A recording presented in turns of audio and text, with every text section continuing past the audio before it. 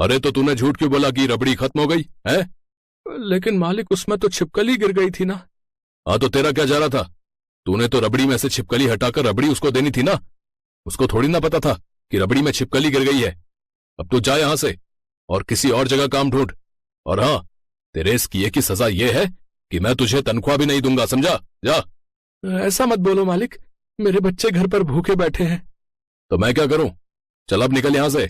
मोहन बेचारा दुखी होकर घर आता है तो उसके बच्चे उसका इंतजार कर रहे होते हैं। बाबा आप आ गए। आप आज राशन लाने वाले थे ना, माँ आपका कब से इंतजार कर रही है। अरे बाबा, हमें कब से भूख भी लग रही है। आ गए तुम, और राशन क्यों नहीं लाए? नहीं रेखा, राशन नहीं ला पाया। ऊपर से सेठ जी ने काम से भी निकाल दिया और पैसे भी नहीं दिए। क्या? काम से निकाल दिया? मोहन सारी बात रेखा को बताता है। हे राम, अब क्या होगा? उस रोज घर में जरा से ही चावल और दाल थे। रेखा उनको मिलाकर थोड़ी सी खिचड़ी बना देती है और बच्चों को खाने को दे देती है। अगले दिन मोहन काम की तलाश में इधर उधर जाता है, लेकिन उसे कहीं काम नहीं मिलता। मेरी तो कुछ समझ में नहीं आ रहा है रेखा। मुझे तो मिठाई बनाने के अलावा और कोई काम आता भी नहीं। तो आप यही काम क्यों नहीं करते जी? आप मिठाई बनाकर क्यों नहीं बेचते? लेकिन इसके लिए इतने पैसे कहाँ से आएंगे? मेरी ये सोने की अंगूठी, ये कब काम आएगी जी? लेकिन ये तो तुम्हारी माँ की आखिरी निशानी है ना। बेचने के लिए थोड़ी न कह रही हो, इसे गिरवी रखाते हैं, बाकी जो ऊपर वाले की मर्जी। मोहन उस अंगूठी को गिरवी रखाता है और बदले में सुनार से पैसे ले आता है। कुछ पैसे का वो राशन और कुछ का जरूरी सामान ले आता है और बेसन के लड्डू, रबड़ी और जलेबी बनाकर बेचने लगता है। लेकिन सेठ जी की दुकान के आगे उसका ठेला आखिर कहाँ चलता? इस मोहन को क्या लगता है ये मेरी दुकान के सामने ठेला खोल लेगा तो पैसे कमा लेगा? अरे कहाँ राजा भोज और कहाँ गंगू तेली। बिल्कुल ठीक कहा सेठ जी आपने। उधर सेठ लोगों को धोखा देकर खूब पैसे कमा रहा था। आजकल तो खूब अच्छी कमाई हो रही है। अगर ऐसा ही चलता रहा तो मेरी बड़ी सी तिजोरी जल्दी ही भर जाएगी और मैं इस गांव का सबसे अमीर आदमी बन जाऊंगा। सेठ खुशी खुशी घर चला जाता है। तो वहीं शाम को मोहन दुखी होकर घर लौटता है। उसके पास मुश्किल से 2-4 ग्राहक ही आए थे। ज्यादातर ग्राहक सेठ जी की दुकान से ही मिठाई खरीदते थे। सेठ घर पहुंचता है जहां उसकी मोटी सी बीवी ढेर सारे खाने की थाल लेकर बैठी होती है और लगातार खाती ही जा रही थी। अरे भाग्यवान, ठूस बाद में लेना, पहले पानी का एक गिलास तो दे दो। हाँ हाँ, अभी लाई, पहले ये थोड़ी मिठाई और खाने दो। ध्यान देना, एक दिन खा खाकर फट मत जाना। इसके बाद सेठ अपने कमरे में जाकर वो पाउडर का डब्बा देखता है। ये है मेरा वो मजेदार मिठाइयों में डालने वाला पाउडर। बेचारे ग्राहकों को पता नहीं कि उन्हें जो स्वाद मेरी मिठाइयों में आता है वो इसी पाउडर से आता है। भले ही उनकी सेहत के लिए ये हानिकारक हो, लेकिन मेरी कमाई तो इससे अच्छी हो रही है ना। इसे कल दुकान पर ले जाऊंगा, वहां रखा हुआ पाउडर खत्म होने वाला है। अगले दिन सेठ वो पाउडर फिर से दुकान पर ले जाता है और मिठाई में मिलाकर बेचता है। कुछ देर बाद उसके पास ढेरों ग्राहक आने लगते हैं और उसकी मिठाई हाथों हाथ बिकने लगती है। अब तो मेरे पास ढेर सारे नोट ही नोट होंगे। ए राजू, ऐसा कर और ज्यादा पाउडर इसमें मिलाता जा। स्वाद जितना बढ़ेगा ग्राहक उतने ही ज्यादा आएंगे। ये सेठ भी ना कितना धोखेबाज और लालची हलवाई है। पैसे कमाने के लिए लोगों की सेहत के साथ खिलवाड़ करता है ये। उधर मोहन की अभी भी कुछ ज्यादा कमाई नहीं होती थी। बड़ी मुश्किल से वो अपने घर का गुजारा चला रहा था। लेकिन सेठ का ये सिलसिला लगातार चलता रहता है। फिर एक रोज गांव का एक बूढ़ा आदमी सेठ के पास पेट पकड़े हुए आता है। अरे ये तुम क्या मिलाते हो अपनी मिठाई में भाई? जब से मैंने तुम्हारे यहाँ की मिठाई और खासकर वो रबड़ी खाई है, मेरा तो पेट ही खराब हो गया है। बिल्कुल ठीक कह रहा है। अब से हम नहीं खाएंगे तुम्हारे यहाँ की मिठाई। नहीं तो मैं तो कुछ भी नहीं मिलाता। और जाओ जाओ, तुम 2-4 ग्राहकों के जाने से मुझे कोई फर्क नहीं पड़ता, जाओ। वो लोग वहां से चले जाते हैं।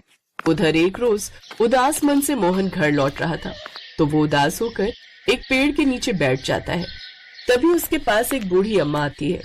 क्या बात है बेटा, बड़े परेशान लग रहे हो?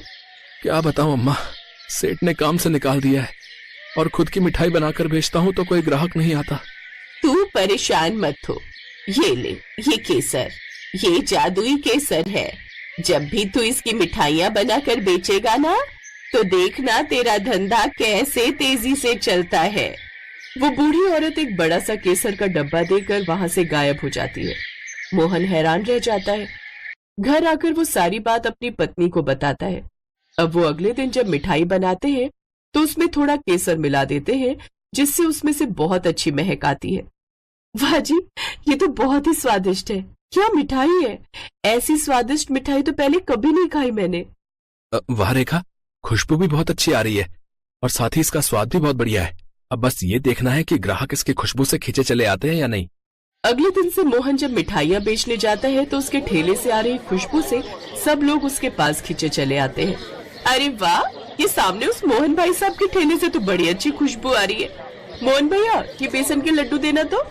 वो जैसे ही मोहन के हाथ के बने लड्डू खाती है तो खुश हो जाती है। वाह, क्या स्वाद है इन मिठाइयों में! इससे पहले इतनी स्वादिष्ट मिठाई तो मैंने नहीं खाई।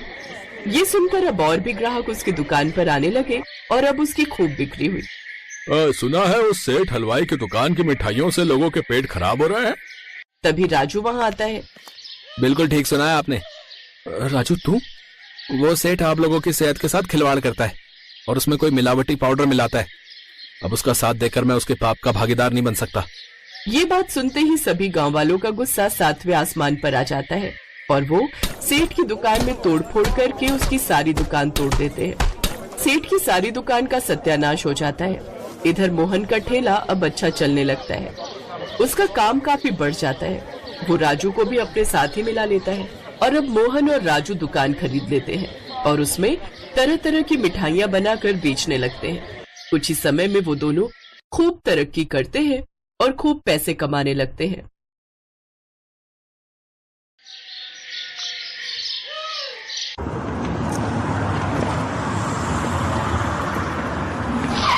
हाँ भाई, जिस किसी को खाना वगैरह खाना हो तो खा सकता है भाई। बस आधे घंटे रुकेगी और फिर चलेगी, ठीक है? बस के कंडक्टर की आवाज सुनकर सब लोग धीरे धीरे बस से नीचे उतरने लगते हैं। बस एक ढाबे पर आकर रुकी थी। ढाबे के बोर्ड पर लिखा था सिर्फ 50 रुपए में 5 रोटियां, 1 सब्जी, दाल और चावल। इसके साथ ही नीचे छोटे छोटे अक्षरों में ये भी लिखा था कि थाली में दोबारा खाना नहीं दिया जाएगा। सभी लोगों ने वो बोर्ड देखा तो बड़े खुश हो गए, क्योंकि सभी के हिसाब से बस 50 रुपए में इतना खाना कहीं नहीं मिल सकता था। बस में मौजूद लगभग सभी लोगों ने पैसे देकर खाने के लिए पर्ची कटवा ली और फिर सब लोग ढाबे के बाहर पड़ी बेंच पर बैठकर अपनी अपनी थालियों का इंतजार करने लगे। तभी एक वेटर बाहर आया और उसने सबके सामने खाने की थाली रख दी। लेकिन जैसे ही सबने खाने की थालियों को देखा तो सबके चेहरों का रंग ही उतर गया। हैं? ये क्या है? इसे रोटी कहते हैं क्या? अरे ये तो पूड़ी से भी छोटी है। और ये इतने से चावलों से क्या होगा? दाल और सब्जी भी 2 चम्मच से ज्यादा नहीं है। इसमें क्या किसी का पेट भरेगा? ये तो सरासर धोखेबाजी है। चलो हम सब मिलकर ढाबे के मालिक से बात करते हैं। खाने की थाली देखकर वहां बैठा हर आदमी नाराज था। पेट भर खाने के नाम पर उनके साथ बड़ा ही भद्दा मजाक जो किया गया था। उन्हें जो थाली दी गई थी उसमें 5 रोटियां तो थी, मगर उनका आकार इतना ही था कि बस एक ही निवाले में 1 रोटी खत्म हो जाए। सब्जी और दाल भी बहुत कम ही थी और चावल भी अचार की तरह सिर्फ स्वाद के लिए ही दिए गए थे। गुस्साए लोग ढाबे के मालिक को ढूंढने लगे। तभी उन्होंने देखा कि काउंटर पर कुर्सी डाले एक मोटी सी औरत वहां बैठी है और फिर, इस ढाबे की मालिक आप ही हैं क्या? हाँ, बताओ क्या चाहिए? हमने खाने के लिए पूरे 50 रुपए दिए हैं और हमें खाने में क्या मिला आपको पता भी है? क्या मिला है मतलब? यहाँ की थाली सबके लिए एक जैसी है। हाँ, पर बोर्ड पर तो आपने लिखवा रखा है कि। अरे मैडम जी, यही तो लिखा है कि 50 रुपए में 5 रोटी, सब्जी, दाल और चावल। तो वो तो सब दिया है ना तुम्हारी थाली में, फिर क्या तकलीफ है तुम्हें? तकलीफ ये है कि रोटियों का साइज बहुत ही छोटा है। सब्जी और दाल तो शुरू होने से पहले ही खत्म हो गई। चावल भी बस इतने हैं कि अभी बैठकर दाने गिनकर बता दूं तुम्हें। हाँ, तो मैंने बोर्ड पर ये कब लिखवाया कि बाल्टी भर के दाल और सब्जी मिलेगी या 5 किलो चावल मिलेंगे? देखिए मैडम, बात साफ है।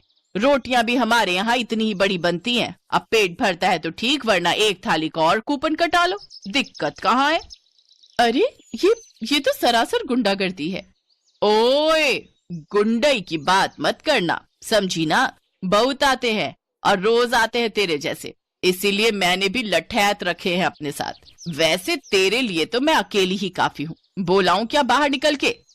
कंचन जितनी कंजूस और लालची थी उतनी ही बदतमीज भी थी। कंचन की बात सुनकर जैसे ही उस महिला ने कंचन के पीछे देखा तो वाकई वहां पर लाठियां लेकर 2 लठैत खड़े हुए थे जो कंचन ने ही रखवाए हुए थे ऐसी ही स्थिति से निपटने के लिए। कंचन के लालचीपन की वजह से आए दिन कोई न कोई राहगीर उससे भिड़ ही जाता था, जिसके बाद कंचन अपने लठैतों के जरिए उसे पिटवा देती थी। लोगों की मजबूरी ये थी कि शंकरगढ़ को जाने वाले हाईवे पर बस कंचन का ही इकलौता ढाबा था जहां लंबे सफर के बीच लोग रुककर खाना खा सकते थे। और ऊपर अपने ढाबे पर बस रुकवाने के लिए कंचन हर बस के ड्राइवर को पैसे भी देती थी। इसीलिए जानबूझकर बस का ड्राइवर और कंडक्टर कंचन के ढाबे पर अपनी बस रोक लेते थे और हर बार नई सवारियां कंचन की बेईमानी का शिकार होती थी। लेकिन फिर एक दिन, हाँ भाई, जिस किसी को खाना वगैरह खाना हो नीचे उतर कर खा ले वे, बस आधे घंटे रुकेगी और फिर चलेंगे। भैया ये ढाबा ठीक तो है ना? हाँ हाँ, ऐसे क्यों पूछ रहे हो? नहीं मतलब मैं तो ये पूछ रहा था कि कहीं ये ज्यादा महंगा तो नहीं है। इतना कहकर बस का कंडक्टर सबसे पहले बस से उतरा और फिर कहाँ गायब हुआ किसी को पता नहीं चला। और फिर कंडक्टर की बात पर भरोसा करके रमन भी अपने बेटे के साथ बस से नीचे उतरा और सामने लगे बोर्ड को पढ़ने लगा। 50 रुपए में 5 रोटी, सब्जी, दाल और चावल। उसी थाली में दोबारा खाना नहीं दिया जाएगा। यह तो सही है, 50 रुपए में काफी खाना मिल रहा है। तो अगर दोबारा ना भी मिले तो क्या दिक्कत है? मेरे पास बस ये 50 रुपए ही हैं, तो इतने खाने में तो मैं और लल्ला दोनों आराम से खा लेंगे। रमन एक गरीब बढ़ई था। वो शंकरगढ़ में अपने एक रिश्तेदार से मिलकर वापस अपने घर लौट रहा था। उसके साथ उसका 4 साल का बच्चा भी था। बस की टिकट लेने के बाद रमन के पास बस 50 रुपए ही बचे थे। उसने फौरन लाइन में लगकर थाली के लिए 50 रुपए दिए और एक टोकन खरीद लिया। अब रमन और उसका बेटा एक पुरानी बेंच पर बैठकर अपनी थाली का इंतजार करने लगे। लेकिन थोड़ी ही देर बाद जब उनके सामने खाने की थाली आई तो वो हैरान रह गए। अगले 2 मिनटों तक वो थाली को देखता ही रहा। क्या हुआ बाबा, खाना खिलाओ ना, भूख लगी है। रमन समझ गया था कि इतने से खाने में तो सिर्फ उसके बेटे का ही पेट भर पाएगा। उसने सोचा कि उस ढाबे की मालकिन से बात करनी चाहिए, पर तभी किसी के चीखने की आवाज आई। रमन ने देखा कि ढाबे की मालकिन कंचन अपने लठैतों से एक आदमी को पिटवा रही थी। वो आदमी रमन की बगल वाली सीट पर बैठकर ही यात्रा कर रहा था। दरअसल वो कम खाने की शिकायत लेकर कंचन से बहस करने लगा था। साले, मुझसे बदतमीजी करेगा तू? मारो और मारो इस कमबख्त को। रमन समझ गया था कि इस वीरान और सुनसान जगह पर कंचन से सीधी टक्कर नहीं ली जा सकती। लेकिन फिर कुछ सोचकर वो कंचन के पास गया और हाथ जोड़कर बोला, अब दीदी इन्हें छोड़ दो, इनकी तरफ से मैं माफी मांगता हूँ। बताओ, एक तो इतने जंगल और वीराने में दीदी हम सबको खाना खिला रही हैं और ऊपर से आप लोग हैं कि खाने में नखरे दिखा रहे हैं। अरे आप सबको तो इनका शुक्रिया अदा करना चाहिए भाई। 50 रुपए में इतना बढ़िया खाना भला कहीं मिल सकता है क्या? रमन की बातें सुनकर कंचन मुस्कुराई और उसने रमन को अपने पास बुलाया। तुम थोड़े समझदार लगते हो। हाँ दीदी, आप इन्हें जाने दो ना, ये सब तो पागल हैं। 50 रुपए देकर सोच रहे हैं कि आपका ढाबा ही खरीद लेंगे। हाँ वही तो। एक तो वैसे ही कुछ बचता नहीं 50 रुपए की थाली में, और फिर जिसे देखो वो मुझसे भिड़ने चला आता है। कंचन की बात सुनकर रमन मन ही मन उसे कोसने लगा, लेकिन उसने अपना गुस्सा चेहरे पर नहीं आने दिया और फिर मुस्कुराते हुए बोला, दीदी बात तो आपकी बिल्कुल ठीक है, पर अगर आप बुरा ना मानो तो एक बात बोलूं? हाँ बोलो, तुम भी बोलो, क्या बोलना है? मुझे लगता है कि आपको अपने ढाबे पर थोड़ा पैसा खर्च करना चाहिए। थोड़ा बढ़िया कुर्सी टेबल लगवाओ यहाँ, और फिर आपके खाने में स्वाद तो है ही, रंगत में रंग जाए तो देखना लोग शहर के होटल छोड़कर आपके यहाँ ही खाने के लिए आएंगे। फिर तो 50 क्या, अगर 200 की भी बेचोगी अपनी थाली तो भी खूब बिकेगी। वो क्या है ना, आजकल लोग खाना तो कम खा सकते हैं लेकिन शो ऑफ उनको भरपूर चाहिए। रमन की बात सुनकर लालची कंचन की आंखों में चमक आ गई, लेकिन फिर वो कुछ सोचने लगी। तब रमन ने उससे कहा, दीदी क्या सोच रही हो, ज्यादा खर्चा नहीं आएगा। असल में मैं एक बढ़ई हूँ। वैसे तो मैं एक कुर्सी टेबल के सेट के 5000 लेता हूँ, लेकिन आपके लिए बस 3000 का रेट लगाऊंगा। ऐसे बस 10 सेट बनवा लो, यानी बस 30,000 का खर्चा, और कमाई कितनी होगी आप सोच भी नहीं सकती। रमन की बात सुनकर लालची कंचन का दिमाग सुन्न पड़ गया और उसने फौरन रमन के हाथों में 30,000 रुपए लाकर रख दिए। रमन को सारी कुर्सी टेबल बनाकर 1 महीने बाद ढाबे पर पहुंचाने थे, और ठीक 1 महीने बाद एक छोटा ट्रक कंचन के ढाबे के बाहर पहुंच भी गया। उस ट्रक को देखकर कंचन खुशी से उछल पड़ी। आ गई मेरी कुर्सी टेबल। अब देखना कैसे यहाँ बैठे बैठे लाखों छापूंगी मैं महीने के। वो बड़ा ही भी अच्छा बेवकूफ मिला। कुर्सी टेबल के 10 सेट, वो भी सिर्फ 30,000 में। बहुत ही सस्ते में हो गया अपना काम तो। कंचन के पांव जमीन पर नहीं थे। वो फौरन ढाबे का काउंटर छोड़कर ट्रक के पास पहुंची। पहले तो उसे ट्रक का साइज देखकर कुछ अचंभा हुआ, लेकिन फिर जैसे ही ट्रक का दरवाजा खुला तो उसका मुंह भी खुला ही रह गया। ट्रक के अंदर सिर्फ एक पेटी थी, जिसे खोला तो उसके अंदर बहुत छोटे छोटे बिल्कुल खिलौनों जितने कुर्सी टेबल के 10 सेट निकले, जो दिखने में तो बहुत ही बढ़िया लग रहे थे, लेकिन कंचन के किसी काम के नहीं थे, क्योंकि असल में वो कुर्सियां और टेबल इतने छोटे थे कि कोई बच्चा भी उन पर नहीं बैठ सकता था। और ये सब देखकर कंचन गुस्से से तिलमिला उठी। उसने रमन को आवाज लगाई, पर वो वहां होता तभी तो कोई जवाब देता।